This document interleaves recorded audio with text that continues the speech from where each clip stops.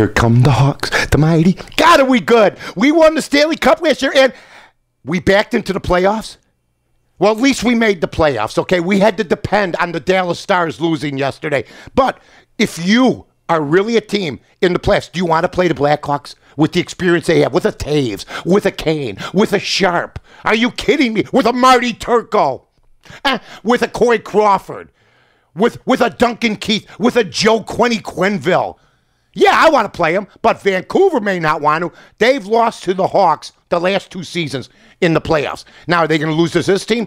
I don't know. But if you're a Blackhawk and you got this baby on your sweater here, you're feeling pretty confident playing the Vancouver Canucks. So good luck to the Blackhawks. I'm glad you got in. It would have been disastrous not to get in after winning the Stanley Cup. It would have hurt the mojo. They're back. They're going to get it together. And it's interesting. The Bowmans are gone from Detroit, and Detroit finishes in first place. Imagine that without the great Bowman clan of Scotty and Stan. I mean, I'm just saying. Brought to you by my guys at Great Lakes Garage Builders. Go see Mike Fisher. Go check out your garage. Get yourself a spring price right now.